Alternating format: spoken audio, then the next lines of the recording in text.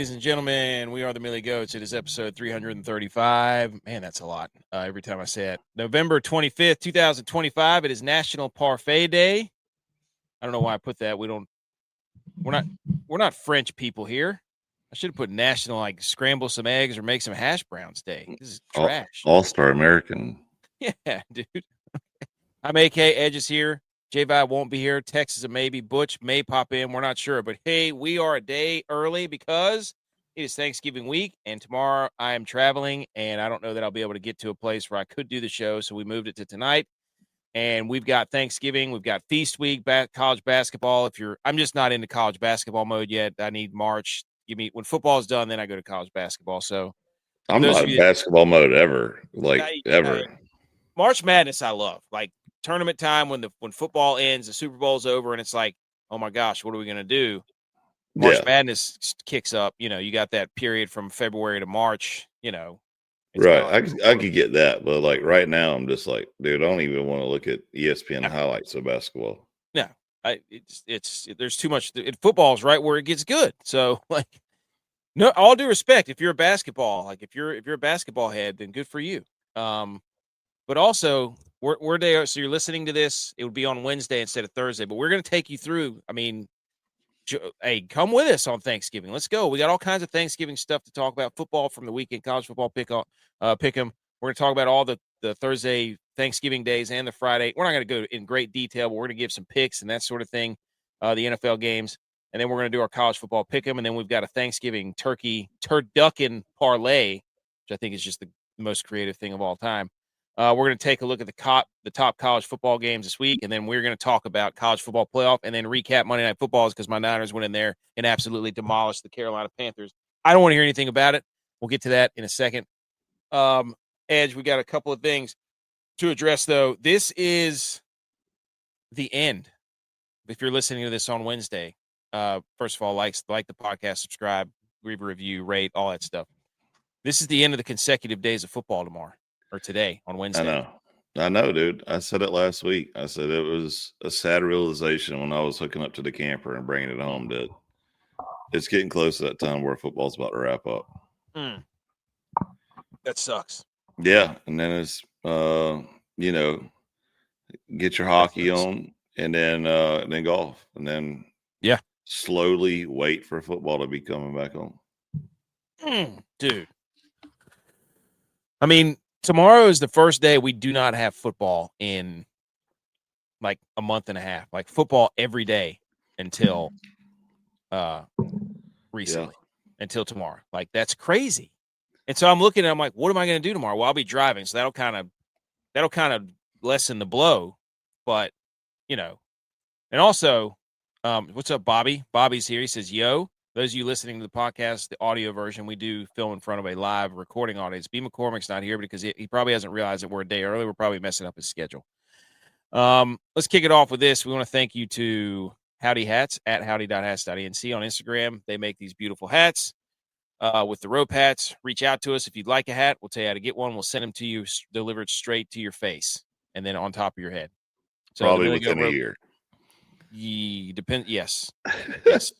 I do the best I can between trying to set everything up and get all the stuff out. You know what I mean? But anyways, shout out Howdy Hats, headline sponsor, literally. Okay, let's go here. Pretty sure Dan Lanning. Before we get into everything, shout out to Dan Lanning for listening to the show, because Dan Lanning was quoted as saying, in reference to USC, let's get right into football. They're living off their history. Matt Leinart, he ain't walking through that door. Reggie Bush, he ain't walking through that door. Understand something. Why are you wearing black? You're going to a Trojan funeral. Now, that part we don't care about. The first part, what show says so-and-so ain't walking through that door? I think I can think of one. You know what I'm saying? It's usually the Millie Goats, yeah. That's right. That's what I'm saying. Hunt it. He's here. Let's go. Welcome to the show. We're talking football. But I don't know what that view is, dude. J-Vi just texted us. I have no idea. StreamYard did something where they let people view in different ways. I have no idea what's going on. But Dan Lanning, thank you for listening to the show, because we spend anytime somebody names a school, we just start naming random players that played or graduated at that school. So thank you very much. But also, Edge, we're going to do this real quick. Let's give people are going to be listening to this around Thanksgiving. I want you to give a couple Thanksgiving no-nos and a couple staples. For my family? Either. It doesn't, just in general. You know what I'm saying? And then I'll go, or I can go and then you can go. Yeah, you might want to start this off, because I don't need to see how I need to tone mine down or not. The staple is, I don't care. I wouldn't say I don't care, but football on Thanksgiving. Staple. 100%. Yeah. Okay. This is not, some families don't watch football or didn't grow up watching football, and I'm not naming any names if you're catching my drift. But when the game comes on and the clock strikes 1:00 on Thursday, there will be, or there should be, football on your TV. Absolutely. Not Christmas movies, not holiday movies. Not going shopping. No. You have. No, you stuff your face to where you get that big, pot-bellied bulge where you can't take another breath without getting ready to throw up. Like, you stuff your belly that much, you go lay on the couch, you take a quick little snooze, and you wake up just in time to watch some face mask getting bit in half. Yeah, that's staple number one. You got to have things. Now, staple number two, I would say, in my opinion, would be gravy. I don't care what it is. I'm putting gravy on it. Like a staple for me. Which gravy? Brown gravy or sawmill gravy? Brown. It's got to be brown. I'm taking that gravy, and it's going all. The first plate I do is like turkey. Well, really, the first place you do it depends on where I'm at, but gravy. That's another staple. See, I got to check the turkey first before I dunk it in gravy, because, like we said before on the show, those that talk shit to each other love each other the most. So I have to check the turkey to make sure that, Pop sit there and smoke it too long, got it dry. Did Clark Griswold that thing? Yeah, absolutely. I got to make sure he's got it perfect. And then I'll, have a little bit of gravy on it. But if it's too dry, I'm going to let him know right off the bat, man, where's the Amazon box this thing came out of? Like you gotta give him a little bit of trash first. Golden Fish is here. I say happy Thanksgivings. Happy Thanksgiving to you, Golden Fish. Yeah. Thanksgiving no-nos. Telling you right now. Hold on. Before you go there, I'll tell you my staples. So my staple is you got to have a lot of food. Like, this is where you basically don't eat breakfast. Shout out to Mom. Like, right now, I'm talking about tomorrow, I'm probably eating peanut butter and jelly sandwiches in preparation for it. Like, you got to plan it. And this is where my dad showed a two-handed plate grab, where, you got the plate supported by both hands, and you just got a tower of food coming up. So, shout out to him. That's which is always funny to me, because you can always go back and get more. I know. I don't get it. And every time I do it, I'm like, why did I do this to myself? But I have to do it just because it tastes so good. And I don't know why we can't eat like that the rest of the year. Like, why can't we just have some, some of the food that we have during half Thanksgiving? Yeah. Like halfway through the year, we just be like, in like April, I guess Easter. So here's my staples: food, football, and guns. Every year, me, my brother, and now our wives go out in the field behind Mom and Daddy's house and have a little skeet shooting contest. And so far I'm in the lead. He's got a new shotgun. Little D's got a new shotgun this year, so he's all excited about bringing it, and thinking that he's going to win. But hey, the champ is hard to knock off the top. You know what I mean? So is that you? Oh yeah. Okay. And the champ is here. And hopefully I can get my dad's old behind out there in the field too, because there's nothing better than, again, out there with the family with guns, just talking trash about how bad you are missing something, you know? Bad you are at anything, period. Yeah. TJ's here. Because we were talking about the Niners game, but he did exactly what he's supposed to do.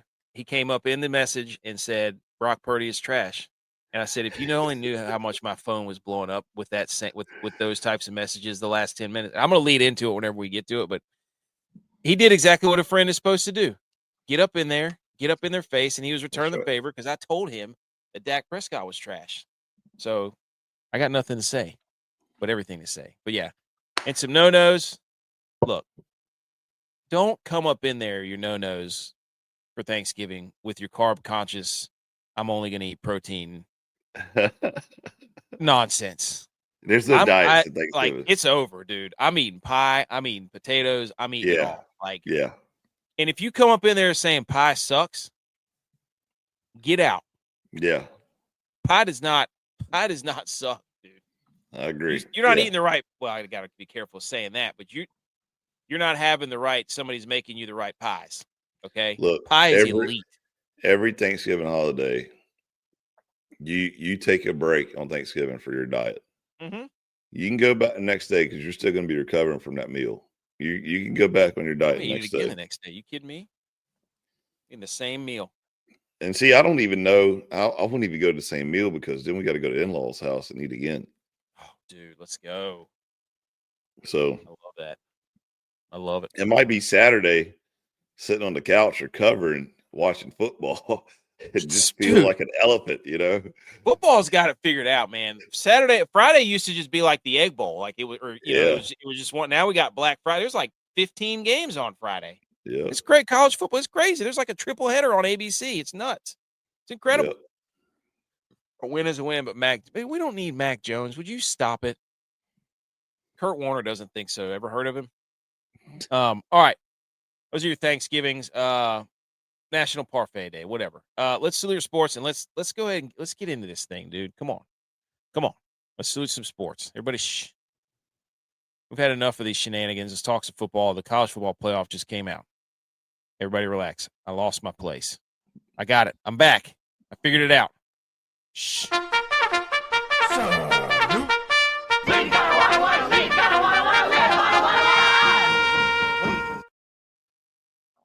Boom! Here we go. College football playoff. Topic number 1, ladies and gentlemen. About what we expected, I would say. Yeah. Let's go. Ohio State, number 1. Indiana, 2. Texas A&M, 3. Georgia, 4. Texas A&M, 5. Number 6 is Oregon. Number 7 is Ole Miss. Number 8 is 5, not A&M. Oh, Texas Tech, sorry. Oklahoma, number 8. Notre Dame, number 9. Bama, number 10. Miami, number 11, and then the group of 5 representative is Tulane, which has got people sending shockwaves. JMU's not ranked in that spot. But no, the biggest shockwave is stop it with Miami. Just stop it. They're doing that on purpose, dude. Yeah, because they're listening to this podcast and they know to just get my blood pressure up every time. Yep. So, initial thoughts. Do you have any issues with the top 4? I think the top 4 where they're supposed to. I think it's solid. I think the biggest thing, the first thing, so when I was watching the show, which was hilarious because, I'm telling you right now, me and my kids, we've been together a lot. And I told my son, I was like, hey, I just want to watch this like 10-minute show. Can you kind of keep it down? And settle down. He wouldn't do it. And I'm like, damn, he's just like me. He won't shut up ever. So, and I love it. I love it, but it cracks me up whenever I get done. I just start laughing. He's like, what are you laughing at? I'm like, dude, I asked you to stop.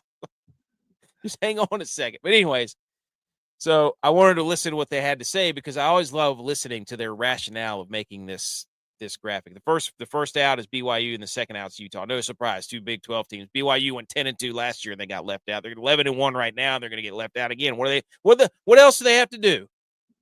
Shout out BYU. We got your back. You're in our top 12. And we got Virginia, not Miami. Because Miami's don't even. Anyways, so this is my thing though. This is my thing. ACC championship comes up, right? Mm-hmm. Virginia and Pitt play. Just ride with this for a while. Or SMU, but I got a feeling it's probably gonna be Virginia and Pitt. Virginia is probably going to win that game. And you're telling me they're not going to have a seat in the playoffs? It's going to be Miami instead. But that's one of the things they keep saying is like, oh, Virginia is going to be in that spot where Miami is, and it's like, well, put them there. They just said it tonight. It's like, just put them there then. Like, why? Yeah, why are they there? That's the thing, because they did this playoff so that they can quote unquote show some weight for winning your conference championship, and yet here we are, where you got Miami in 1, 2, 3, 4, 5th in the rankings of ACC. I mean, you might as well put a Clemson Paul up there. Yeah, I mean, at this point, why not? Yeah, DJ's right. He goes, no, JMU is absolutely criminal. You can't have, dude. I agree. I don't. I don't get it. I don't know what else JMU has to do or needs to do. I mean, I guess they didn't do enough against Wazoo, but whatever. It's just, I mean, maybe they're testing the waters here. They're putting this out, to see what everybody's reaction is, see everybody lose their mind, and then next week they'll fix it. Well, first of all, they put it in the middle of feast week at the halftime of a basketball show or in between two basketball games. Are you kidding me? They're trying to get people to tune into the basketball games, so you have to watch the college football playoff and be like, "Oh, I'll just leave this basketball game on." Like, no, don't basketball my college football playoff, pal.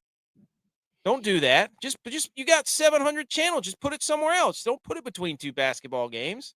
For real. What are you doing? Trip Irwin's here. He says Indiana being number 2 is insane. I mean, but I can't. I mean, they should be in the top 4, no question. Number 2, I don't know. I mean, but Texas A&M, what they did against South Carolina at home, you can't really give it to them. And Georgia, I'm telling you right now, dude, Georgia, we might be. If Georgia and Ohio State play in the second round or in the semifinals, that would be must see TV, dude. Like, that'd be crazy. Like, look at this bracket. Do you mean people didn't want this at one time? They wanted the computer to select 2 teams. What a bunch of idiots. Yeah. With all due respect. But look at this, dude. This is beautiful. It's beautiful. We could gripe about it, but the first thing Booger said whenever this thing came out was, this is why we need expansion. No. You don't need expansion where you just keep not rewarding wins and not rewarding conference championships. That's the issue you have. You don't want to stick to parameters. You want all this fluff that means nothing. Strength of record is measured by this team, and strength of schedule for this team, and resume for this team, and tape for this team. Like, you're measuring all these teams by different parameters. That's why nobody can agree. That's why conference championship has to be the epicenter. It has to be the nucleus. I mean, it says down there in the bottom right corner, must win conference. Yeah. Down there in the bottom right of your corner slide. I will say all these teams are exactly where they should be, except for Miami. Like, I think honestly, except for, I think BYU should be in there. I think BYU should be in there without a doubt. It's somewhere. They either Notre Dame spot or because Notre Dame's best win is Pitt. You know what I'm saying? I'm not 100% sold Notre Dame, but they're. I mean, yeah, they beat Syracuse by 70, but my goodness, it's Syracuse. Yeah, but it's a 3-5 Syracuse. So. Yeah, I mean it's. I'm not saying Notre Dame's not talented, but I mean, tell me why they should be in there over BYU. BYU's got a better resume, my opinion. Because it brings people that want to watch it, I guess. I don't know. Unbelievable. Fan base. Man. They're independent. They started with that. Boogers, we need expansion. No, you don't. You don't need expansion. You need to have a system in place instead of changing the parameters every year. It makes no sense. He just said Carson Beck over at Miami is stealing money. It's madness. They said, make Indy declare a friggin' conference. Who do they think they are? I love Marcus Freeman. It's gotten out of – dude, I mean, it's gotten out of control. You're right. Like, Notre Dame just gets to lose 2 games early and then play nobody the rest of the year, and everybody's like, wow, they're playing great. It's like, well, yeah, of course they're playing. And they have talent, but who do we judge them against? The 2 teams they played that were good, they got smoked. They play an ACC schedule. Yeah. But they're scared to play everybody in ACC, so. Clearly. So, again, I like Marcus Freeman too. I think he's a good coach. But again, everybody looks and gets oohs and ahs at Notre Dame, and then they get put up against a team and they get boat raced because they look slow in the defensive backfield. They get torched, and you don't know that until, they're Jeremiah Love. I mean, what do they do outside of Jeremiah Love? That guy's a freak show. So, and they won't stop with, speaking of Notre Dame, they won't stop about the Notre Dame Miami stuff. They keep like saying that those two are going to be the ones that are head to head against each other going in and out. And then Joey Galloway's up there saying, we got to look at back then Miami was better, but now Notre Dame's better. And it's like, well, you can't just erase the loss that Notre Dame has to Miami. They beat them. I don't care when it was. Yep. So, they said Notre Dame, Miami, BYU, and Alabama are all in the same pool. But but they did ask about Ole Miss. They asked the guy who came on there. He made a 6-7 joke, the commissioner. They asked him about, did Lane Kiffin, does that have any rank? And he's like, we won't have any data points to judge Ole Miss on who they are without their coach. We can't just be like, they lost their coach and then not put them in because we have nothing to judge that off of. We don't know how they'll play without their coach. So, speaking of Ole Miss, TJ said off topic, but I don't know if you guys heard, but Lane Kiffin just closed on a house down in Baton Rouge. No. Well, hold on now. Is it confirmed, though? Hold on, TJ's an LSU fan. Okay, so he's all up in the message boards, reading this, reading it. He's tracking planes, and the question is, do they want Lane Kiffin? Does Lane want to go there? What's he do? What are you going to do at LSU? Get what? Have 10, 11, one win or one loss and then leave or not make the playoff like he does everywhere else?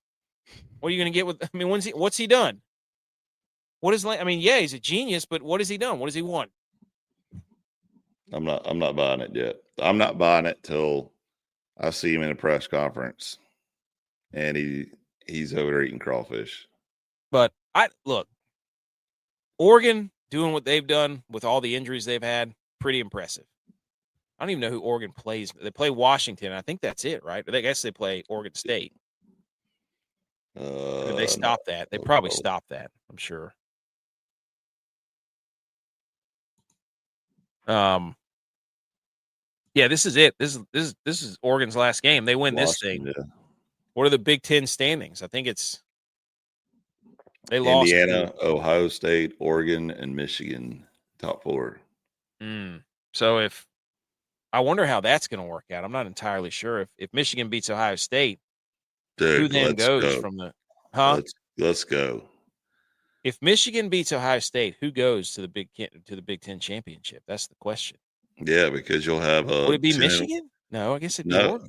No, you'll have Indiana undefeated. You'll have Ohio State and Oregon both 10-1, and they'll be 7-1 in the conference. So it'll be a coin toss between those. Damn, and they don't have a head-to-head battle to flip it. So it'll probably be Ohio State going to Indiana. That's crazy, dude. The schedule this week is, oh my gosh, man, it's a thing of beauty. What else about this playoff? I mean, Oklahoma for certain. The crime in the century is going to be that they're only it looks like they're going to put 1, 2, 3, 4.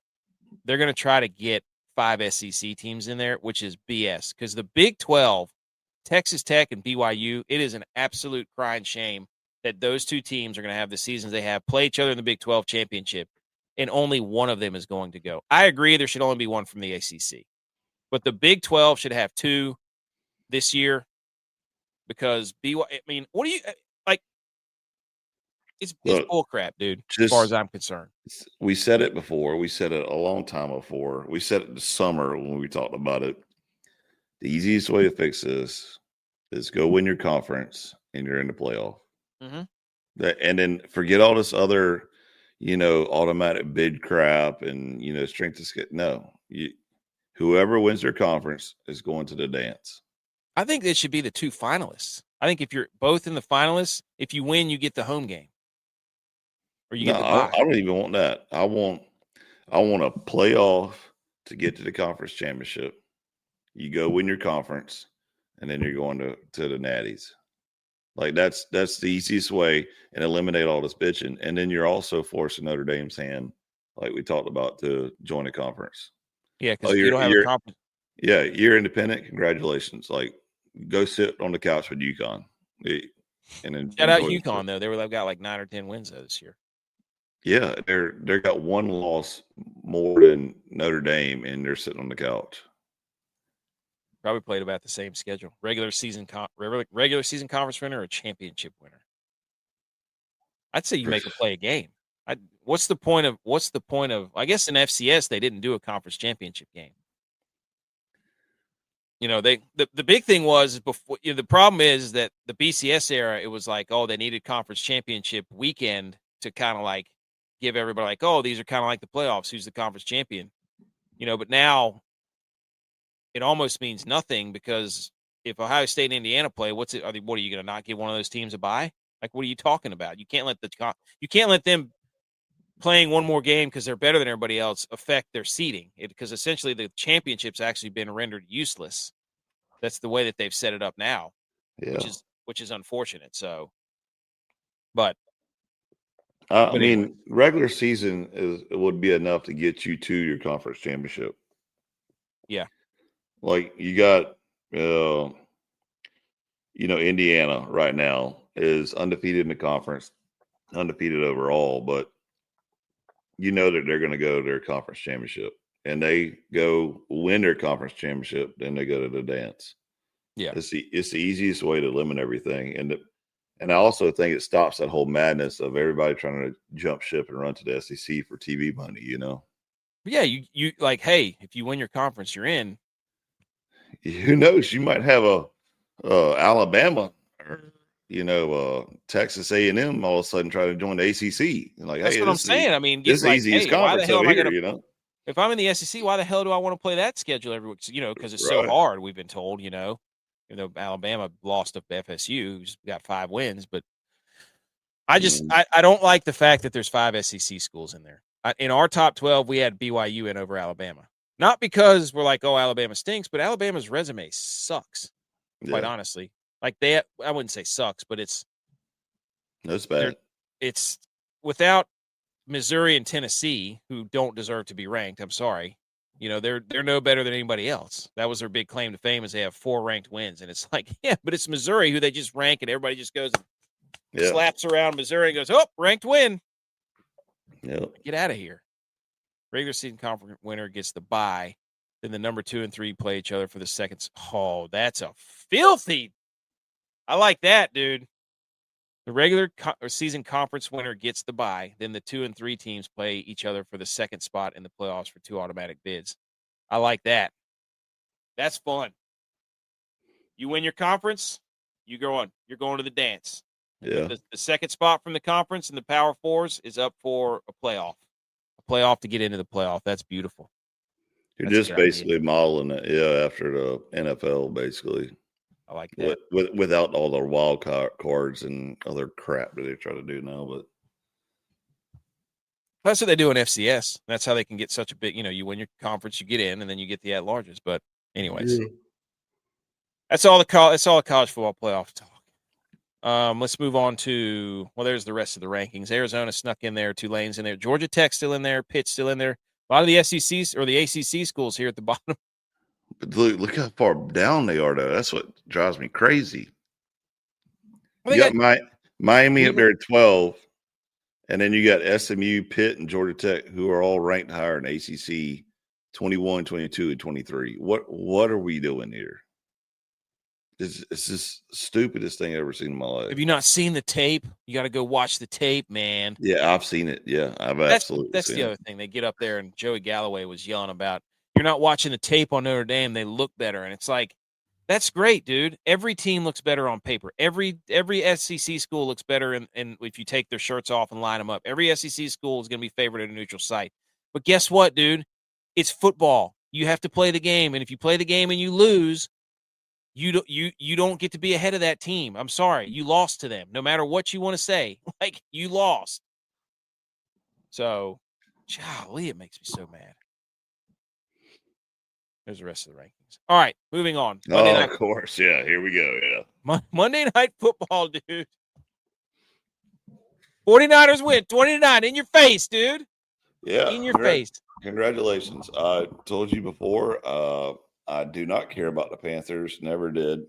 You somehow forced me to marry this team and think that I'm a Panthers fan. You are. Quags, is a devout Panthers fan. He was talking a little trash. I did watch the first quarter, I think, of this game, and I was like, Niners might be in trouble. No. But CMC, hey, he was like, you know what? I'm going to remind the Panthers what they lost. Yeah. But go ahead. This is your moment. Go Niners ahead. 8-4, dude. Bask in your glory. Look, first of all, I knew we were in trouble when they zoomed When in Brock on Purdy. kept throwing 6 interceptions? No. They zoomed in on Purdy during the national anthem, and he had a cold sore on his lip. And I'm like, oh, God, our quarterback's got herpes? Shit, Oh, wow. Hell? Yeah, big cold sore. And I was like, uh-oh, he's not feeling right. He's sick. That's my first thought. Then they zoom into the crowd, and there's a little kid that has a split Carolina San Francisco CMC jersey. That was awesome. Saw that, yeah. Then we get the first drive from 49ers. They go 15 A lot of Carolina fans over there in Cali. I was surprised to see all those Panthers blue and black jerseys. What, dude? No. There was a lot, dude. There was a couple camera shots that kind of bass around. So, wow. Because from what I heard, every team that comes to the Panther Stadium, like the Bills, for example, it turns into a Bills home game, or a Cowboys come to play, it turns into Cowboys home game because Charlotte's a bunch of losers and doesn't have they're fair weather. They all have other teams. If the Panthers are good, they wear their Panther stuff, but the other teams, they're notorious. Carolina Panthers fans are for having a second team. Oh, gotcha. Yeah. Or a team they'd used to root for, and then the Panthers came along. Now they root for them, Mm-hmm.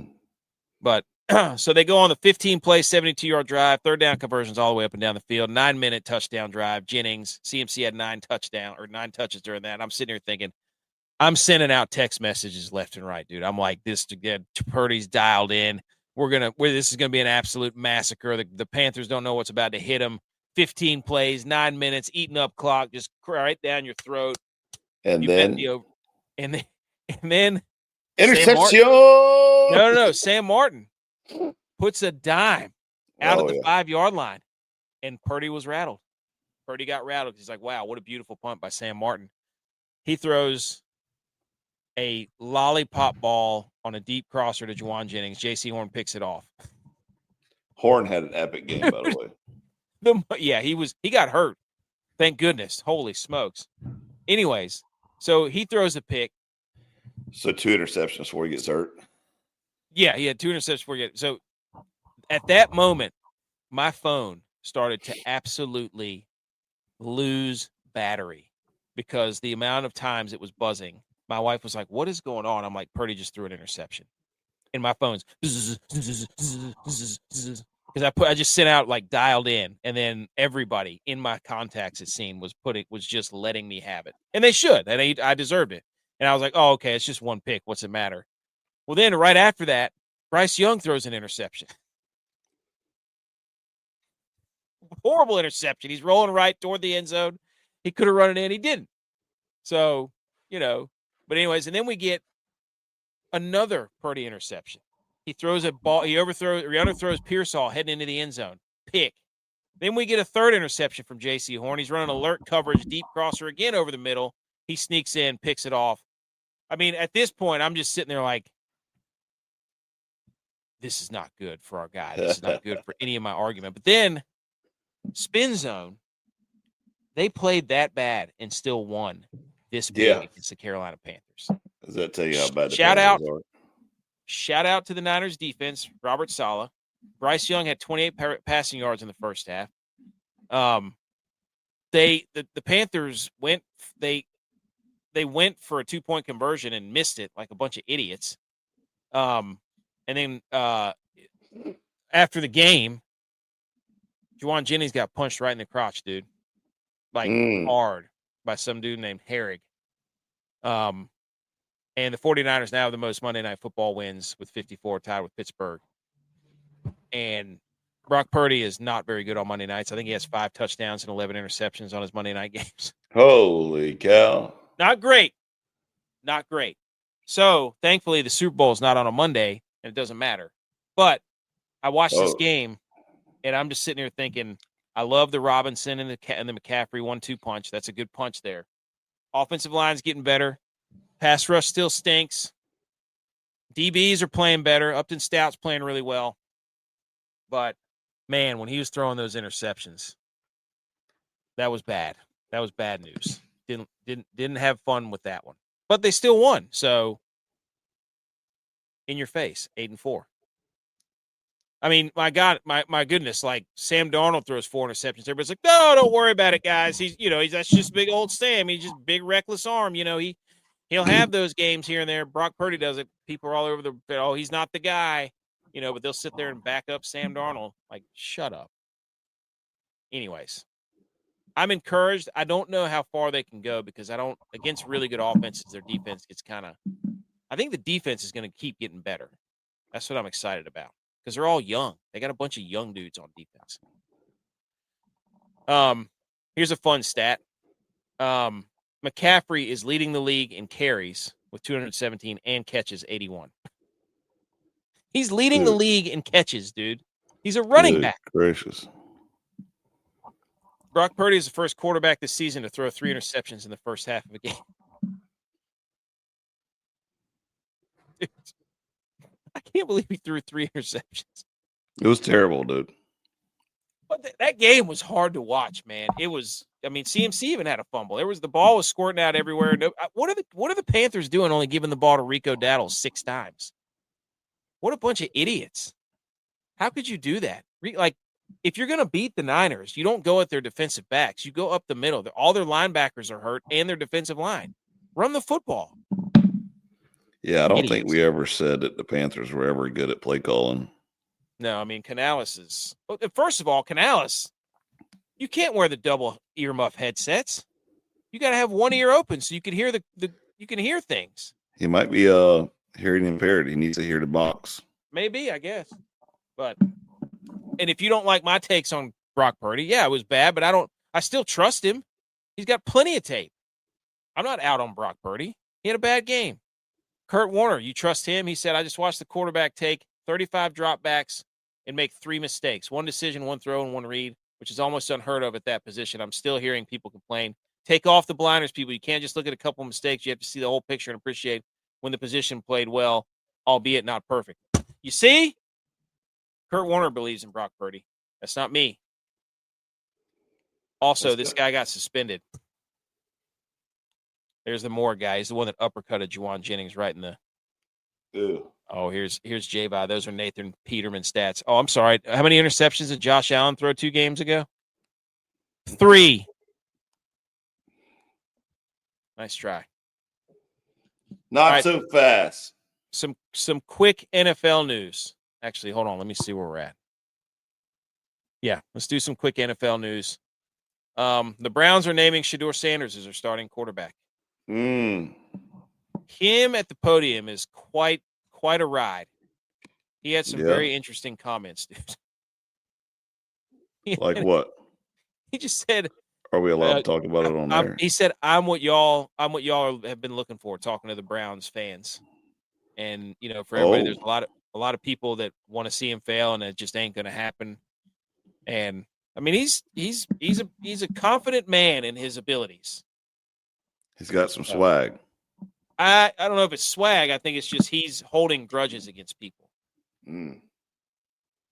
So, but I mean, it's a debate that whatever. Lamar Jackson is dealing with a toe injury and didn't practice. This was I think it was a day or 2 ago. How convenient. He's had a hamstring issue, a knee issue, an ankle issue, and now a toe issue. So, he's playing bad, so there has to be injuries, right? Like, he hasn't thrown a touchdown in like 2 games. So, but I mean, hey, we were told that he's a pocket passer and he should have no problem throwing from the pocket, right? So his numbers should be great, correct? He doesn't need his legs, right? He's the best passer since Joe Montana, from what everybody says. Here's another one. J.J. McCarthy cannot clear concussion protocol in time. Rookie undrafted free agent Max Brosmer out of Minnesota would start. Oh. This is another soft benching on J.J. McCarthy, dude. I'm just saying. Here's what they need to do. Go ahead. Here's what they need to do. They need to bring in Jameis Winston. The Vikings need to get Jameis Winston. There's nobody that would be happier than freaking Justin Jefferson. Jameis Winston made Wan'Dale Robinson like 200 receiving yards. Could you imagine what he'd do with Justin Jefferson? Yeah. So, but I'm excited. Could you hear those speeches though? Oh my gosh. Oh my! Are you kidding me? Man. Hey, we're inside, but we're outside. We're inside, but we're outside. He would be awesome in Minnesota. He'd look good in purple.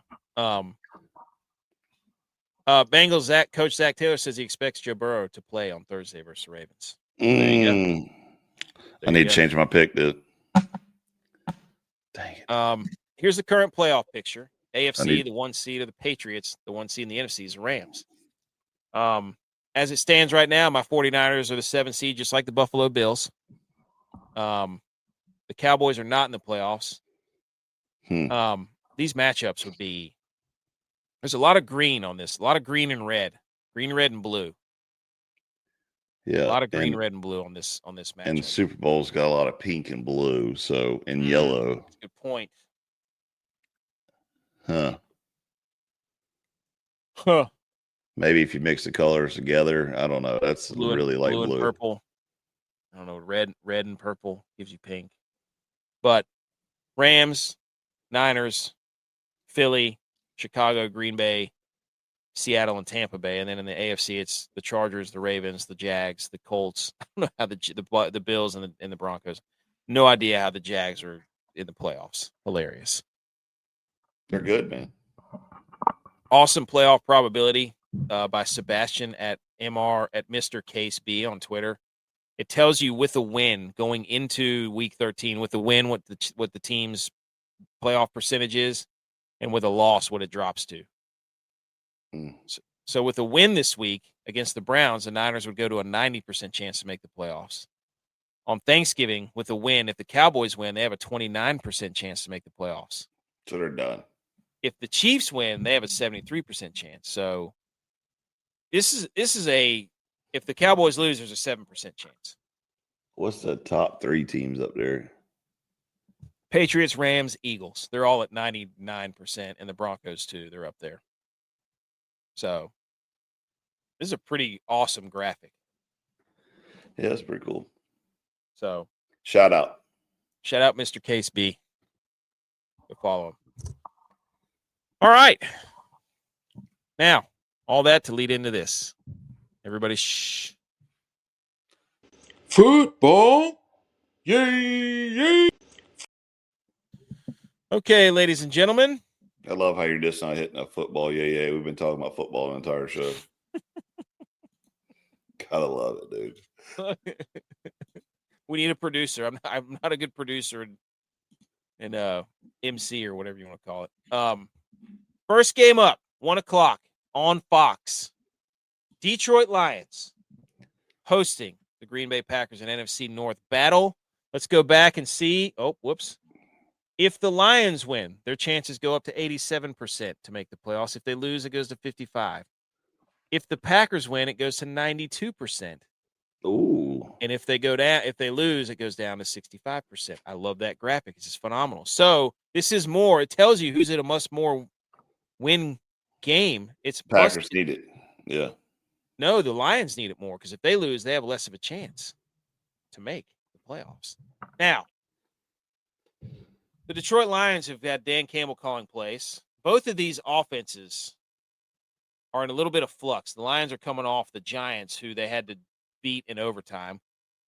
The Packers just played. Who'd they just play? Goodness gracious. It was a very inept offense. Cannot remember who it was. I'll tell you in a second. Go ahead. But you've got two teams that on paper, the Vikings. They played the Vikings, and it was the JJ McCarthy. Yeah. So, and the Vikings actually beat the Lions in Detroit. So you've got Jared Goff, Jahmyr Gibbs, Jameson Williams, St. Brown, so on and so forth. And then you've got the Packers, who can't figure out their offense. Emmanuel Wilson, he had a really nice day last week. The Packers defense supposed to be their bread and butter, their A game, this and that. So really it's going to come down to, can the Lions move the football and run the football against the Green Bay Packers with Jahmyr Gibbs? Can they keep Jared Goff clean? Because this is a nasty pass rush, and Jared Goff is terrible whenever he gets pressured. We've seen it for years now. I don't know, man. I think this game is going to be awesome. I think I have the Packers covering. I think the Packers overall are a better team than Lions. Ooh. I really do. I have the Packers plus 2.5. So that would be Packers money line plus 125. That's a stout bet. I keep watching the Lions like they have escaped the last couple of games. They've escaped like bad teams, barely. They got beat by Minnesota. They went in overtime. What was it, last week against the Giants, right? Yeah. Which Jameis Winston led Giants. They got beat by the Eagles, and they put up 9 points. Yeah. They lost to the Vikings at home. Beat the Commanders. Yeah, beat the Commanders. And beat the Bucks. Beat the Bucks. So their last 3 home games, they're 1-2. And they lost to the Vikings at home and damn near lost to the Giants at home. I'm taking Lions this game. So I say, and I say it because of this. This is Thanksgiving. Oh, yeah. This is the Lions thing, dude. Yeah, this is the Lions game. So I'm going old school. I'm going to keep it. I'm going Lions. Put it on the big board. Put it on the big board. Edge says Lions. Cut it. Cut the clip. Cut the clip. I'm serious, though. I think the Packers defense is going to give them fits. They may, but the Lions ain't giving up on Thanksgiving, dude. That's a fair bet. But I can't wait to watch Jahmyr Gibbs. He is ridiculous. They've basically just kind of been like, all right, Dave Montgomery, thank you, for your service, but we cannot not give this guy the ball who can take it 80 yards at any point in time. It's incredible. I don't know. I think if this is a show me what you got Packers game is what this is. Like, because if not, whoever loses this game, I'm out on. Let's just say that. So we'll see. Anything else on Lions Packers? No. Okay. Next game. Holy moly, dude. The Dallas Cowboys did it. They have electrified Cowboys Nation. They beat the Eagles 24-21. They moved to 5-5-1. The Kansas City Chiefs come to town after a win against the Colts to get to 6-5. So both of these teams coming off wins to try to save their season. If the Chiefs win, their probability to make the playoffs goes to 73%. If they lose, it goes to 43%. Cowboys, if they win, it goes to 29% to make the playoffs. If they lose, it's pretty much over. So must-win game for the Cowboys. That's it. Just to have a shot. Yep. Look, 1-3 shot to make the playoffs. First of all, shout out for the over/under in this game. Saw that. Cowboys 3.5-point dogs at home. What's your initial gut? Give me your guts.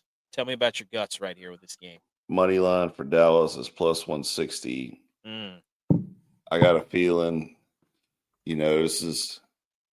Oh wait, this Kansas City plays on Thanksgiving and Christmas this year, huh? Yeah, Oh, dude, yeah, they're not losing Thanksgiving. Taylor Swift's going to be there to, be the super cheerleader. You're going to see the TV on her a couple times. They're not losing Thanksgiving, and they're going to put a stamp on it that they're now America's team. Oh, this is the America's team game? It's got to be, yeah. I mean, love that. It's got to be America's team game because you're playing on Thanksgiving. You got the most eyes on you of the entire season. So love that. Both of them are practically a 500 team, even though was it 6-5 and a 5-5-1. Yeah. I mean, in reality, this is two teams that aren't in the playoffs right now. Right, yeah. But it feels like this is it. Now, which Which quarterback is playing better right now? I think this is going to pain me to say it, but it's probably going to be Dak. It's going to pain me to say either way because I'm not a Mahomes fan, but Mahomes isn't really good right play now. that well last game. Yeah, he's Like, not good right now. Are you like if you expect me to believe that they're going to be able to run Kareem Hunt against that? Like Kareem Hunt can't do that 2 weeks in a row. Are you on that short of rest? No way. So what are the Chiefs going to do on offense? Like Dallas's defensive backfield is like not. I mean, it's better now that they have all their guys back. Okay, but so I mean, listen, the Cowboys. listen to their previous games. Okay, and this is the Chiefs have yet to win an outright game since the Raiders back on October 19th because they beat the Commanders 28-7 right after that on Monday night. They beat the Bills beat them 28-21. The Broncos beat them 22-19. The Chiefs beat the Colts 23-20. So like all these games, they're like right there close at them. Yeah. I don't think they're that great, but I think there's going to be enough to beat Dallas and watch Jerry up there stuttering on Thanksgiving, about why his team lost and why they need a defensive end to fix their season that they just got rid of. Well, the thing is, too, is like the Chiefs are always going to be, they're going to take away whatever you're good at. They want to try to take it away. That's what Spagnuolo does. Yep. So I don't know are they going to try to take away Lamb and Pickens? And then what are they going to, I mean, obviously they could stop the run. They did that last week against Jonathan Taylor, but I don't know. I mean, it's going to be a fascinating game because it's going to come. I guarantee you, it's going to come on the arm of who would they put on Lamb though to try to stop him? I don't know. Like, good luck. I mean, let's not forget Ferguson in there too. But it's gonna. I mean, I think I'm so glad the Cowboys won. Like, I can't stand the Cowboys or the Chiefs, but I'm glad they both won because selfishly, I wanted this game on Thursday to really, really mean something. Like, at this point, 4:30. You're either eating or finishing up eating, or you're eating your second meal or whatever. So you get this whole second half to let your food digest and just sit there and watch the end of this game. Or you're eating pie. You know what I mean?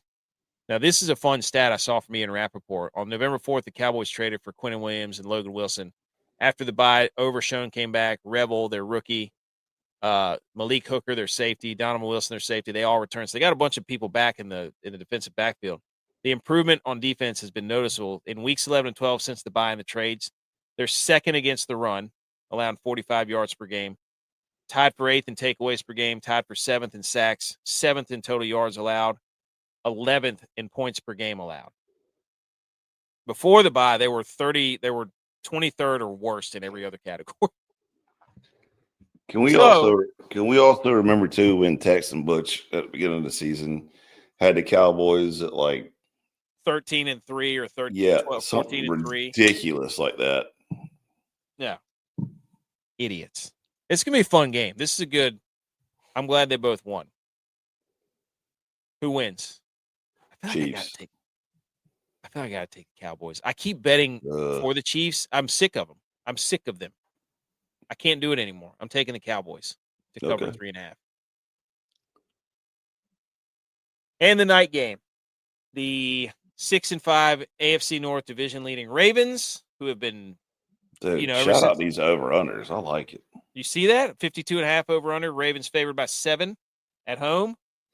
I'm changing my pick. Originally, I had picked on the Ravens on this one.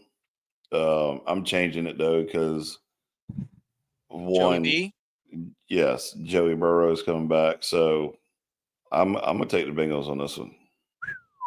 And you got Lamar out for his toenail. He's not out. He's just. I mean, He's hurt. He's limited. So that's why he's not playing well. Whatever. It's an excuse for a loss, is what it is. And Joey B's going to come back out there and just run it down their throat and throw it down their throat. So Jamar Chase isn't playing though. I'm still taking. Oh wait, no, I think he's back this week. I'm still taking Bengals all in. Let's go. It definitely, like, Joe Burrow and the Cowboys, they save Thanksgiving. Like the Bengals defense stinks. If the Ravens can't score points against the Ravens or the Bengals defense, who did we just the say? Bengals are terrible this year though. They're 3-8. Oh my gosh. Yeah, they're not good, but they still could win the division. Okay, let's go to our playoff predictor. If the Bengals win, their chance goes to 4%. They're done. If the Ravens win, 81%. If the Ravens lose, it goes 57%. So, should I stick with my original gut then? I don't know, dude. Joe Burrow is walking through that door, but shout out Dan Lanning. Did you hear that? But the Bengals, their defense sucks, dude. Their defense stinks. So if the Ravens are going to have an offensive resurgence, now here's what happened. Remember, the Ravens took all the games out of the locker room, and so since they did that, their offense has stunk. Their offense isn't fun anymore because they took all the games away. So yeah, God dang, this is a tough game to pick. Who are you going?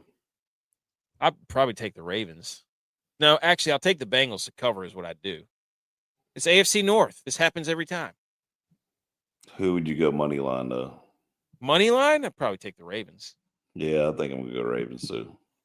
There's no way the Cowboys win 2 high-profile games in a row. Yeah. Who said that, BMO? BMO.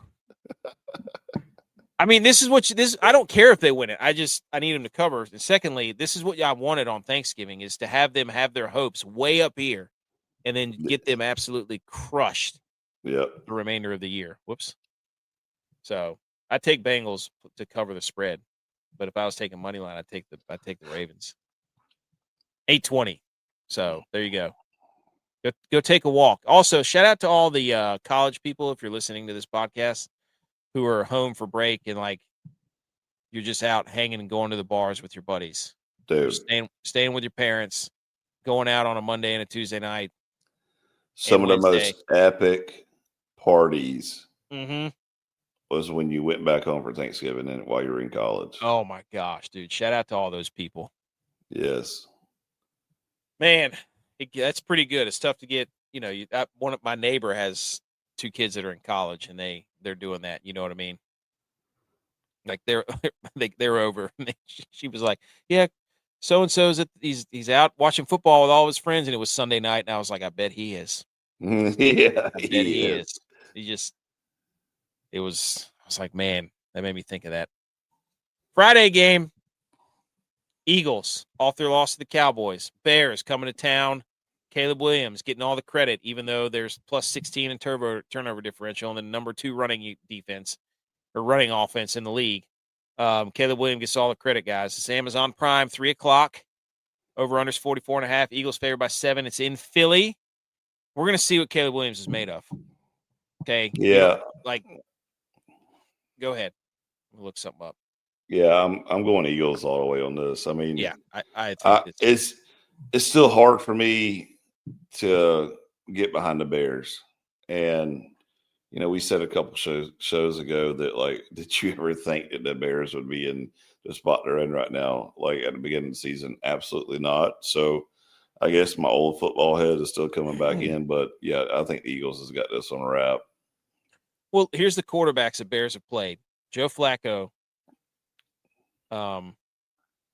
Jackson Dart for a half, JJ McCarthy, and then Mason Rudolph. Like everybody's like all over the Bears and like, look at Caleb Williams and look at I'm like, they're plus 16 because they're playing Joe Flacco, they're playing Russ Wilson who came in, they're playing JJ McCarthy, and they're playing Mason Rudolph. Like, and they're winning those games by 3 points, 2 points, 5 points, 4 points. Like they're not crushing these teams. And again, it's hard to win in the NFL. Good for the Bears. They're 8-3. I mean, hey, run your mouth, dude. Like, let it happen. But we're about to find out who the Bears are because they get the Eagles, the Packers, the Browns defense, the Packers again, the 49ers, and then the Lions. So they've got a 6-game stretch here where it's about to get insane. And I haven't seen people want to make believe the Steelers are a good defense. Their defense sucks. You know, so we're about to find out who the Bears are, because this Eagles defense is legitimate. So, is this the first time that they had a Friday football game? no, they've been doing this. I don't remember it. This Maybe is I've the always been stuck at work or something and just never paid attention to it. But this is it's a the good best setup, one. you know? Yeah, I mean you've got this, and then you've got like 15. The third annual Christmas Eve tacky Christmas, dude. That was, man. The Christmas Eve tacky Christmas sweater party, and then the day or two before Thanksgiving party. That's the epic parties that we used to have though was the Halloween, yeah. right? Yep. And then that rolled into like we're still recovering from Halloween, and then you went home for Thanksgiving and had parties, and then the Christmas week of parties. Yep. Man. So I'm saying, dude, if you're doing that and you just happen to stumble across this podcast, let me fist bump you right now. Like, don't listen to this. Just go do another one tonight. Go to another party. Don't be like, oh, I can't. Don't. Just go. There's plenty of time for you to live and recover later. Yeah, you'll be fine. Go to fourth quarter performance, get you some BCAAs right, and dude. some EAAs. Right, dude. Hey, just go ahead and have a good time. All right. I think the Eagles destroy them. Yeah. I know the Eagles can't run the football. They only let Saquon Barkley touch he ran it like, what, 7 or 8 times last game or something. Like, That's stupid. Yeah. There's no way. Like, there's no way the Eagles lose this game. I feel like the Bears, they're in for a rude awakening. Shout out Hendog. So I think Eagles win and cover. Rude awakening. For a rude awakening, man. All right. Moving on to college football again. We're back to college football. We're zigging. We're zagging. Big time football episode. Okay. Shout out to the FCS bracket. This is what a freaking college football playoff bracket looks like, you bunch of losers. North Dakota State, number 1 seed. Montana State, 2. Montana is the 3 seed. Tarleton State's the 4 seed. So you've got 8 top seeds, 16 really seeds, and then I think it's a 2014 playoff. I mean, how beautiful is this? Yes, that's the way it's supposed to be. But again, if you win your conference, you're in. So, and I think there's like 7 or 8 conferences. So the top 8 teams, they get their top 8 teams for the conference get in. So I don't even want to talk about that. Shout out to Max if you're listening. Shout out to Max, our Oklahoma State guy. They got their guy. Oklahoma State hired the North Texas coach. I can't remember his name, Eric something, but he's leaving North Texas and he's going to Oklahoma State. So Oklahoma State's better when they score a lot of points, and they were doing none of that. So Eric Morris. There you go. All right, Edge. Take a gander at these top 5 games, my friend, of the college football rivalry weekend. It starts Thursday, I believe. It starts Thursday. Hang on. No, it doesn't. Yeah. Well, you have Navy and Memphis on Thursday. So. Oh, yeah. Yeah. That's not a rivalry week, though. No, it's not. But Friday is when the real action. I wouldn't say it. Shout out Navy. We love Navy. Friday's when it starts, but we've got at 3:30. Well, there's other games, but these are the top 5 games. I mean, obviously, you have the Egg Bowl. That's at noon, and some other games. But the most high-profile game would be Georgia at Georgia Tech. Number 4, I think at number 23 is what Georgia Tech was in the rankings. Georgia Tech wins this game. The SEC's got a lot of questions to answer, correct? Oh, yeah. Yeah. Well, I want to say this first is why did we change rivalry week? And what happened? I don't understand it, because like this is the most important week of football where you should have Texas versus Oklahoma. You're still going to have Ohio State versus Michigan, Alabama versus Auburn, Clemson versus Carolina is, one of the most epic rivalries in the history of football. But those teams stink. North Carolina State, North Carolina. Like, what happened to where all of a sudden they're like, yeah, we're not doing that no more? I don't understand it. Yeah, I mean, Washington State, they cut it out. Oregon State, they're no longer doing it. Like, there's a bunch of teams that were like, yeah, we're not doing that anymore. Why? I don't get what it. What are you doing? Like, yeah, stop changing it. Stupid. I am excited about Georgia Tech whooping up on Georgia, though. Dude, their defense is so bad, but at least it's in Atlanta, so. Yeah, if this happens, this is going to be the most epic football game Georgia Tech will ever play in the history of man. I mean, if Georgia loses this game to Georgia Tech, you're going to have two of their top teams have lost football games to middle of the pack ACC teams. What's I don't know how you defend that. What's going to happen though is if Georgia Tech beats Georgia, you're going to hear immediately the press conference following the game, Kirby Smart getting up there declaring why he believes Georgia still should be in the college playoffs. And then you're going to hear some other talking head of the media say, well, yeah, I agree with him. I think Georgia still deserves to be in there. You they had X players hurt. They had all these excuses. And you know what? What we just said is prove it on the field or go home. Well, what you can't do is sit here and spend 14 weeks bashing the ACC, telling them they're nobodies. That's right. That's right. And then turning around and being like, that was a quality loss. And, our only loss was to number 23, Georgia Tech, and number 8, Alabama. It's like, you either think the ACC is a joke or you don't. You can't have it both ways. So, I think in reality, Georgia's got this game in the bag. Georgia Tech's defense is awful. Yeah, and those are some big dudes in Georgia. Yeah. Like those are. That's a good point, Josh. Josh says there's no money in it. You're pushing a house, but yeah. And then we get Texas A&M at Texas, and this is Friday too. I mean, there's some bangers on Friday on ABC. You get the Egg Bowl at noon, then you get Georgia Tech at 3:30, then you get Nestle in 7:30. You get Texas A&M Texas, and you get Texas A&M's favorite on the road. So, but this sucks because if Texas wins this game, we're gonna have to sit here and listen to that trash about how Texas should be in the playoff. Like, come on. No, A&M's got this covered. So it's going to get nasty. Texas might win the first half, but A&M's got it. And then you got Ohio State, Michigan. Like, look, this is the one game that I circled that I can't. You can't pick a winner. I can't. I don't. My wife, she said something. She sent me this picture of something to do on Saturday. It was like an air show, and I was like, "You do realize that Ohio State, Michigan played noon on Saturday." We're not going in. The only show we're watching is that show for 3 hours.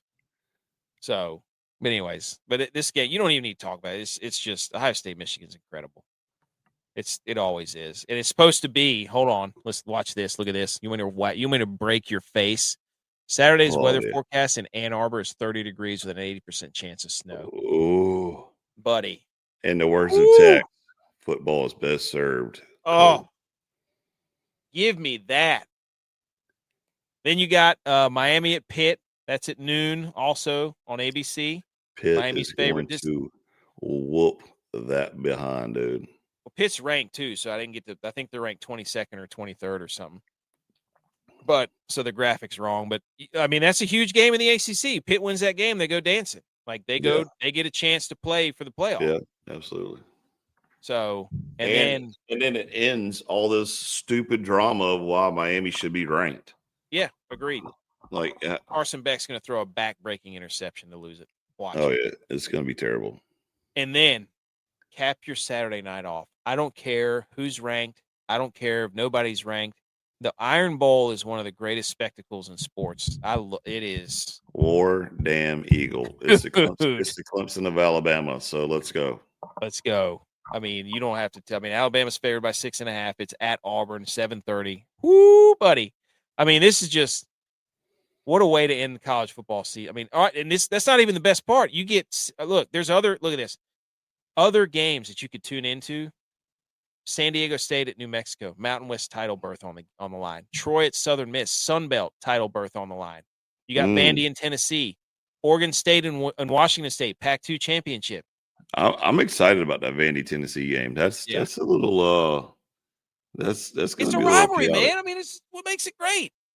And you got Western Kentucky at Jacksonville State. That's up for a Conference USA title berth on the line there. So there's throughout this whole day, these are the big five, but there's also like 4 or 5 other games that are like win and go to your title game of like the group of it's phenomenal. So what a Saturday. Oh, baby, here we go.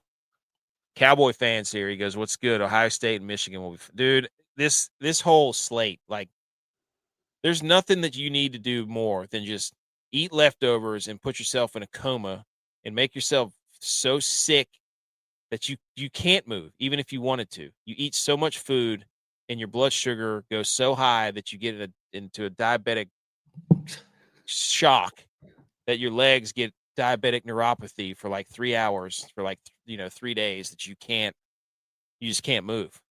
So I'm a little bit upset that I can't watch the Ohio State Michigan game or the Pitt Miami game, but why can't you? Clemson Carolina's playing it then. Oh shit! Well, you need 2 TVs. What are you doing? No, dude. 2 TVs. Yeah, I'm good with 4 or 6 TVs or 8 TVs and all that trash. But when Clemson Carolina's playing, it's only one that matters. All right. That's you can have it on somewhere. Who do we got winning the Natty? I mean, look, convince me that Ohio State isn't going to win the Natty. I mean, I don't. A&M might do it. They have too many times where they have lulls. I don't like it. You pick their team as a favorite. So, all right. Oh, by the way, Cowboy fan, did you see the weather's supposed to be snowy and 80% chance of snow or 30 degrees? Hey, BMO, hold on, buddy. Hold on now. You think you're going to get through the show without an upset advisory and Boise State's not on this list? Come on now, BMO. You know better than that. Upset advisory. We're back. College football week 14. Edge, 28-50 overall. How dare you? First of all, I told you to take this off the slide, and you didn't listen. Dude. J-Vi's pick. I didn't want to put it on there, but he said hammer the Tigers, and I said okay. He wants that as an upset advisory. No, man.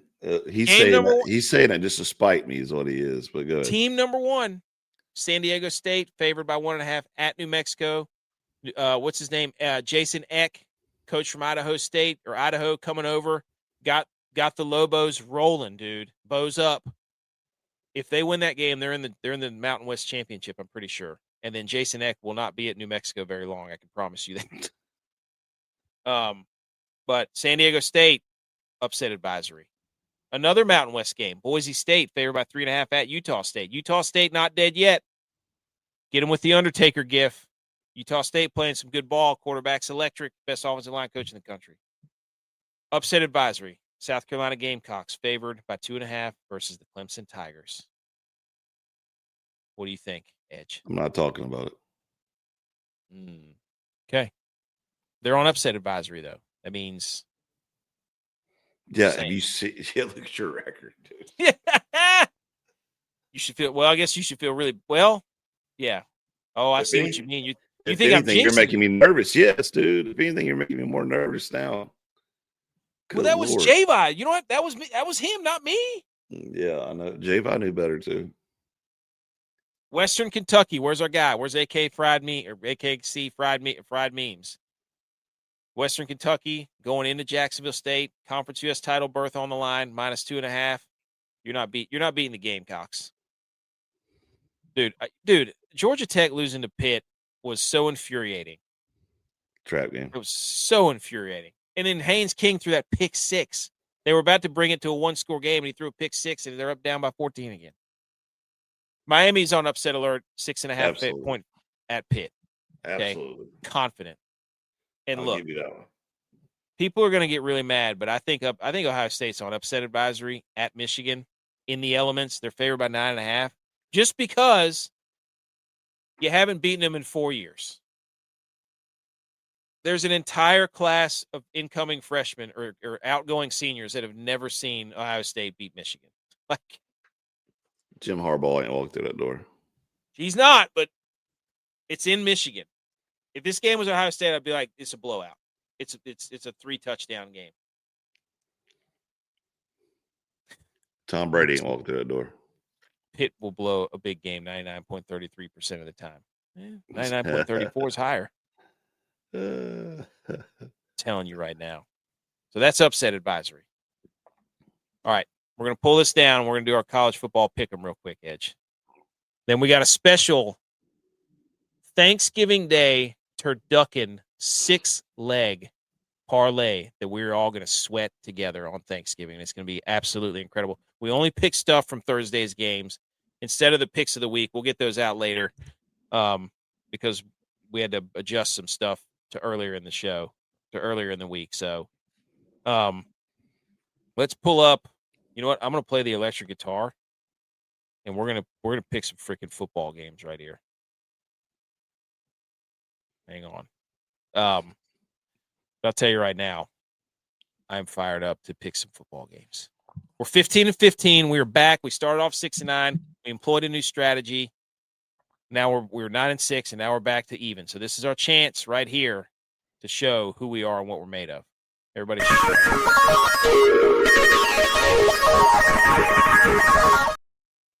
Okay, so it's just Edge and I. Normally what we did last time is there was 5 of us. We each picked 3 games. So what we did is we had people, we sent the picks to everybody, and they picked them. So some of these are already filled in.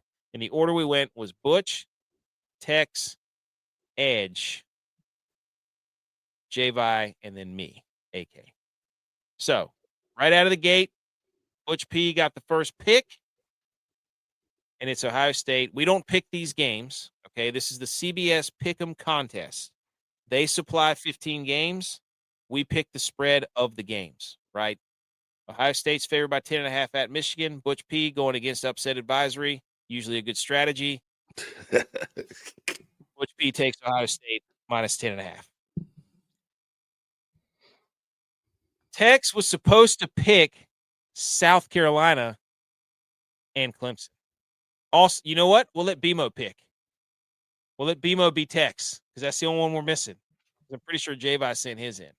BMO, you're picking for Tex. Oh, my gosh, this is going to be incredible. BMO's in the comments. BMO's in the chat. Cowboy fans, the CFP rankings have been doing Oregon dirty. Well, they have a lot of injuries, though. A lot of injuries. We'll let the chat pick Texas pick. How about that? And we'll put Tex versus the chat. Cowboy fan, South Carolina might upset Clemson. It's a Cowboy fan. That's what he said, dude, not me. So we'll leave that. South Carolina versus Clemson. South Carolina's favored by 2.5. They're at home. We'll let BMO or the chat or somebody pick that game, and we'll come back to it. Edge, you're up. You get at high noon the Kentucky Wildcats. They're still keeping rivalry week going. 5-6, coming off an absolute shellacking at the hands of Vanderbilt. They get to take on Louisville, who got also shellacked by SMU. So 2 loser teams from Kentucky going at this pillow fight. Louisville had a chance to win the ACC. That's out the window. They're favored by minus 3.5 at home. So Louisville. Okay. Oh, BMO pick is in. He says ACC for life. Only one Carolina. No matter how many times Edge calls the Gamecocks Carolina, go Tigers. BMO is picking Clemson. So, yes, this is going to be great. BMO is going to pick all of his teams. Oh, Cowboy fan agrees. Louisville's beating UK. There you go. Miami, 12 o'clock also on ABC.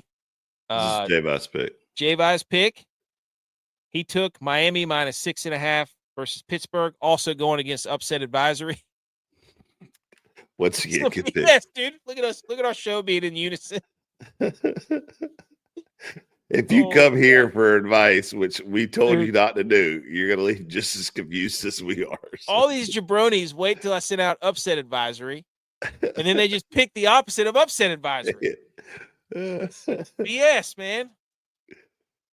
This is just a massive game. He said Miami and Pitt will be a great game. It should. I hope it is. I really do. I hope it's snowing there too. This is a crying shame here, buddy. I get Houston at noon. I get the Big 12. Houston's got 3 losses. Baylor's done. They're terrible. They were my dark horse to win the Big 12. So I'm up against a rock and a hard place because Houston's playing for nothing. This is probably Baylor's senior day. Baylor's favored by 2.5. But Baylor looks to be really bad. Every time you pick Houston, it never worked out for you. You know what? I'm doing it. Houston. Houston, give me the road dog plus 2.5, baby. They had it last week. They let me down. But I believe in Houston. Come on. Over Baylor. And then Butch P, he took a Big 12 matchup again, Saturday at 1 o'clock. UCF is a 17.5-point dog at BYU. And Butch P took BYU to cover that, and I agree. I agree with that. BMO, you're up again. LSU versus Oklahoma. Yep.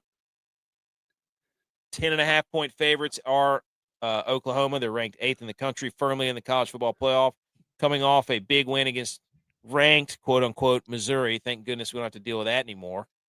9-2, Oklahoma Sooners, taking on the LSU Tigers, who'd they just play? They had a big game against somebody. No, I'll look it up for you. It was pretty close. But anyways, they I feel like they hung around. It was Western Kentucky. They barely beat Western Kentucky. I remember I was watching that game. They were starting a new quarterback. Also, somebody else starting a new quarterback. Oh, that's in the Iron Bowl. Yeah, there you go. Cowboy fans is Western Kentucky. The Hilltoppers, baby. That'd have been awesome if they would have won that game. So BMO, or maybe even Cowboy fan. Do you want Oklahoma minus 10.5 or LSU plus 10.5? I know what I would pick. Edge. Yeah, buddy. Back on the clock, 3:30 Saturday. Cincinnati plus 4.5 at TCU. TCU's favored by 4.5. It's hard for me to buy into the hype of Cincinnati right now. I'm going to go to Horned Frogs, Texas Christian. I agree. They just beat Houston on the road. Quarterback is Hoover was actually slinging that thing. You know what, Cowboy fan? He says Oklahoma. Guess what? I would agree with that. I agree. I hope the chat goes 3-0, and then we can bench Texas. Tell Tex like you're no longer needed. Thank you. I hope the chat goes 3-0. This is J-By, correct? Yes. Yeah, J-By, Saturday, 3:30. Tennessee, Battle of Tennessee, state championship, number 14 Vanderbilt, 9-2. There you go.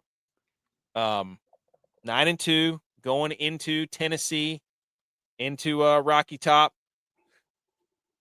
8-3 Tennessee, 19th in the country, favored by 2.5. J-By going with his second love. This dude is a Tennessee homer. He is definitely a Tennessee guy. Yeah, he can't help himself. J-By picks Tennessee minus 2.5. This should be a very entertaining game, just from conflict of styles. You know what I mean? Yeah. Like Diego Pavia coming off like a 500+ yard game, and then Tennessee and Joey Aguilar love to sling that thing all over the field. It should at least be pretty fun to watch. So I just don't know how you could not want to watch all these games. You know what I'm saying? Bima said Boomer Sooner, Dabo coaching tree dub, go Clemson Tigers. OU is an embarrassing landslide. Boom. Yep. There you go. Okay. Agreed. All right. This is you. This is me. Number 6 Oregon, 10-1, 7.5-point favorites at Washington. Washington 8-3. Been close. Washington's been close. Oh. There he is. Friday AKC, you must have heard your ears burning, my friend. I was just asking where you were. I had Western Kentucky is on upset advisory against Jacksonville State. I'll show you the graphic in a minute. Oregon. They have a lot of injuries, but I'm pretty sure, is Washington's quarterback hurt? I think he's hurt. Is he going to play? I know he wasn't playing the other day, but he is having quite. Yeah, he left in the third quarter. Last game. Concussion or what? I don't know. But if he's playing,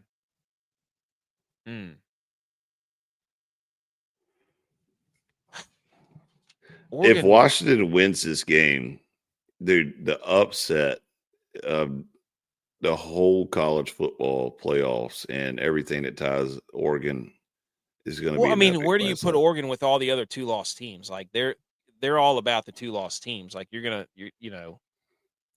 Yeah, but they're going to say their schedule's terrible because they didn't play an SEC schedule. I think Oregon's, even with all their injuries, I think Oregon. He said Oregon will barely squeak by. This is tough. 7.5 is a hard number because it's like if they win by a touchdown, you don't like they got to win by 10. Yep. What's Oregon's schedule been like? Have they been winning big? I'll look it up for you. Yeah, that's my like. Are they? I know they just beat USC. They beat Wisconsin by 14. They beat USC by 15. They beat Minnesota by Iowa. They had trouble with. Man, I think you're good. Good, go Oregon. I think so too. I think that's a tricky number. Okay. That brings us back to Butch P. We're taking Oregon at 7.5 on the road. Ducks fly together. Let's go. He said, does it matter? Damn right there. I told you, dude, I got the graphic. I believe in Jacksonville State. You've convinced me. People keep doubting the Jacksonville State football team, and I think they're going to win and go to the Conference USA title game. I believe. Butch P took Florida State at Florida plus 1.5. Who cares about this game, even though it is a rivalry game? Yeah. This is a bad, nasty game. Like this is two bottom tier college football teams playing right now. Awful. Yeah. And then who's up? This was supposed to be Tech's. Oh, Tech's. Okay. So Virginia Tech plus 10.5 at Virginia, who's 18th in the country now, or whatever they are. And Virginia Tech basically has to win this game to go to the ACC title game. And it's probably senior day. So a lot of these Cowboy fan already picked Virginia. Yep. Cowboy fan. What's BMO say? Does BMO's AC. Well, I was going to say BMO's in trouble here. He's got ACC. I'm sure he knows some sort of. Virginia's got us in the bag, dude. What are you talking about? I agree, but we got again, like we just said, the Dabo coaching tree, man. Tony Elliott's got this. Yep, I bet BMO will agree. Cowboy fan and BMO are about to be on the same page. Edge, you get this is a tough one, dude. This is a bad one.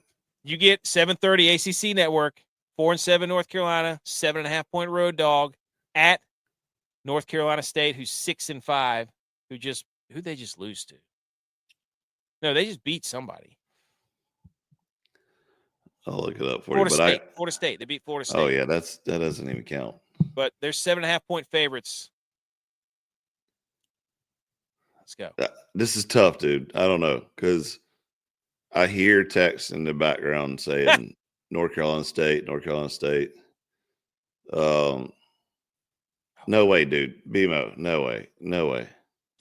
Friday KC. Is it Virginia Tech, Virginia? We got one for Virginia Tech, one for Virginia. Who do we pick? That's supposed to be Tex. He didn't submit his picks. So you got to break the tie Friday, KC. Come on, help us out, Jack State. VT already had their coach bump last game. That's true. And he was sitting in the box doing interviews on TV instead of being actually like on the field help coaching or either up in the box help coaching. So no, I don't believe this. Virginia's got that in the bag. But anyways, this is a tough one because I hear text in the back of my head say North Carolina State. I hear BMO in the back of my head say North Carolina. I got a feeling North Carolina State's going to. Oh. He said NC State will win this big. There you go. There you go. Yeah. Hey.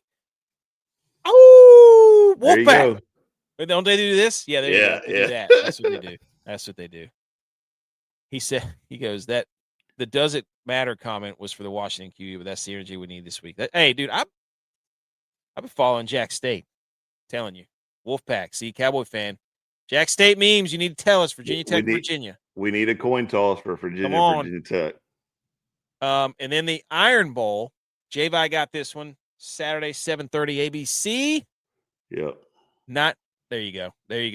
Sorry, BMO. The verdict's in. Virginia all day and twice on Sunday, says Jack State memes. AKC. Virginia it is. Cavaliers. Go Hoos. J-Vi buying in the Kool-Aid, baby. He gets the Iron Bowl. Alabama, number 10, on the road at Auburn. Auburn starting a new quarterback. Freshman guy that played him last week, scored 4 or 5 total touchdowns. J-Vi went with the dirty Auburn Tigers, war damn Eagle. He thinks they're going to upset Alabama in the Iron Bowl. All chaos is going to break loose. Alabama's out of the playoff with 3 losses. Auburn has nothing to lose. They have nothing else to play for other than to ruin Alabama's season right now. This is going to be one of the most vicious games on television. And I love it. It's going to be incredible. There you go. Cowboy fan. That's what I'm talking about, baby. He says he's got Auburn with the upset. I think everybody you remember last year? Or was it a year or two? Was it a year last year? Where Auburn let Jalen Milroe run around for 15 minutes and then throw the football. Yeah. Do you remember that? Yeah, I do. I think it was 2 years ago, wasn't it? Was it 2 years? It might have been 2 years ago, where it's just Auburn rushes 3 and Jalen Milroe just runs around for 40 seconds and then throws a Hail Mary to the back of the end zone. So there you go. Auburn's defense will give Bama a fit. And they got that. Everybody's pilot. Look, we're all riding this together, ladies and gentlemen. We're all riding this together. Come back Sunday night, maybe before then, and let's all have a champagne shower together. Let's go. Auburn plus 5.5. Isn't it if Auburn wins, they go take toilet paper to the trees on campus or something like that? Hey, this is for a bowl game. Bring your TP Sunday night. Senior day, baby. Senior day. Oh God, he said that's night game at Jordan Hare is almost as powerful as a home game at Amherst, which is Jacksonville State Stadium. I love this dude. This is one of the best accounts on Twitter. He's an absolute electric factory. Dude loves his school. I root for Jacksonville State now too because of you, dude. And I'm an App State guy. We got nothing to root for recently. Last game, 7:30, Rose Bowl. This is a Rose Bowl, isn't it? Isn't this at the Rose Bowl? UCLA. Yeah. At USC. USC is favored by 21.5. That's a lot of points. Come on now. UCLA sucks. So come on now. Hey, Trojans. Give it to me. Yeah. That's a solid pick. Yeah. 3 touchdowns? That's a ton of points, dude. What is UCLA right now? 2-8. 3-8. They had a little run there where they were Neuheisel, and they won 2 games in a row. So yeah, what was their quarterback? Iamaleava. That guy stinks. USC beats him, no doubt. I know they beat him, but they beat him by more than 3 touchdowns. They beat him by 24, essentially. So fight on, he says. Trojans. There we go. What's the score for Alabama-Auburn? Golly, that's probably a 21-18 game. Or 21-17, I bet. Or 20-17. I bet it comes down a last-second field goal. I think it's 20-17. I bet you. Auburn. UCLA, I bet you they get 18 and then God, see, they got to beat him 40-18. Goodness gracious, that's a lot. Talking 22 damn points there, dude. That's crazy. Maybe they get it's gonna happen though. 22-43. Yeah, 45. Let's do that. Lock it in, ladies and gentlemen. Those are the picks. Those are the college football. Look, this is beautiful because Tex didn't submit his picks. Everybody else got their picks in. We're going to ride this along, okay? Thank you. And you'll be happy to know, Cowboy fan, that Tex is actually a Cowboy fan. So we talked about the Cowboys earlier. We put up a stat earlier about how their defense is much better after the trade and the bye. So noticeably better. They're 4th against the run or something. But we're going to ride these picks, and we got one more thing to do before we get out of here, Edge. And that is the turducken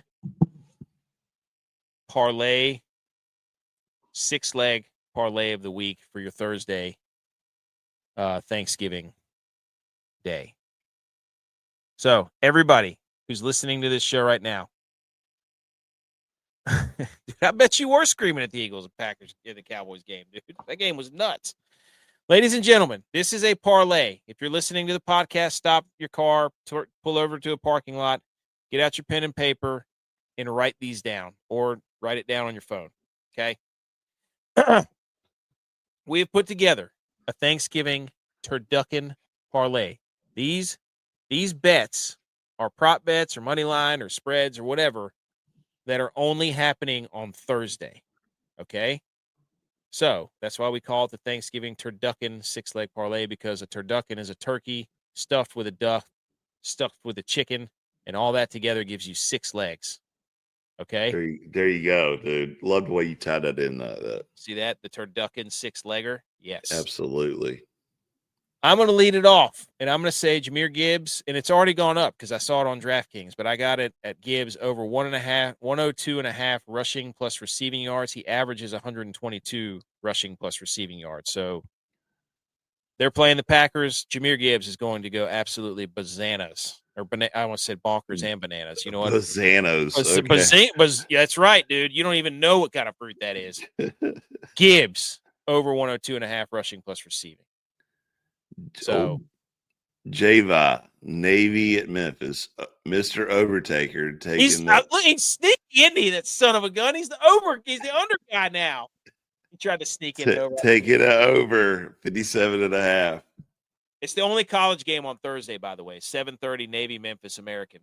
It's a huge game for Navy, though. Yeah. So Tex, there you go. See, I told you, Cowboy fan. Tex is a Cowboys fan. He thinks Dak 2+ passing touchdowns versus the Chiefs. Okay? He thinks he's going to get out there and throw 2 touchdowns. Thank you very much. Friday, KC, you like how the turducken parlay 6-legger, there's 6 of us on this show. There's 6 legs on a turducken, buddy. Oh, there you go. Edge, you're up. You took. Yeah, Mr. Moneyline's taking a money line on Detroit. 100%. Give it. I think it's what. Did we just look it up and it changed since I sent this in? But it may have. I don't know. Give me the money line on Detroit. 120 versus the Packers. And then Butch P, also Cowboys fan. Cowboy fan 2009. Butch P is also a Cowboys fan. So we have 2 Cowboys fans on the show. He said the Chiefs at the Cowboys is going to go under 52.5. He's believing, he's all into this Cowboys defense, dude. And then Dylon, our resident Vikings fan, he says in that same game, a lot of money riding on this Chiefs Cowboys game, buddy. Dylon says Rashee Rice over 69.5 receiving yards. I got all these at DraftKings, and when you put that 6-legger in, that's plus 3,700. Let's go, That's dude. plus 3,700. So, if you're listening to the show, if you're watching the show, screenshot this, okay? Put this in. Tag us on all of our social medias, or any of our social medias. And let's gravy sweat together. Let's gravy sweat. Let's start off. Let's start off with a Gibbs 102.5 rushing plus receiving. He's going to get that in the first half, no question. Then you go to the second game, and then Edge. We need the Lions to win, so we're all rooting for the Lions, and we need Gibbs to go off. Then we go to the second game, and it's Dak getting 2 touchdowns. It's the gritty defense that we need. And then we got Dylon getting us Rashee Rice over 70. And then it all comes down to J-Bye. J-Bye 7:30. You're not watching Bengals. You're not watching Bengals Ravens. Who gives a rip about that game? You're watching Memphis and the midshipmen ripping it up, trying to score 57.5. Let's go. And then we're all celebrating.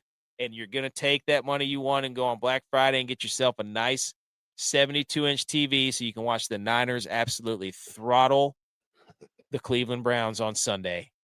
And that's how your Thanksgiving is going to go. You're going to take that money that you won with this parlay and go down to the Best Buy and spend it on Black Friday. Cowboys fans got the screenshot. I'm going to put up our socials. Oh, shout out to Fourth Quarter Performance. Hey, the Turducken Parlay brought to you by Fourth Quarter Performance. Creatine, protein, BCA Super Greens promo code GOATS20. Go get all your stuff from fourthquarterperformance.com. And get some more protein there, fourth quarter performance. You're out of chocolate. Oh yeah, I got to text him. Also, by the way, how dare this guy who said ham's better than turkey at Thanksgiving? Get the hell out of here, pal. Josh Barzon. First of all, you should be eating prime rib instead of turkey, or prime rib instead of ham, buddy. I feel like Christmas is ham. Look, all right. So now that you've got that parlay, you screenshot it, you're going to put it in. We're all going to sweat it together. And if it's dead in the first leg, Edge and I apologize. But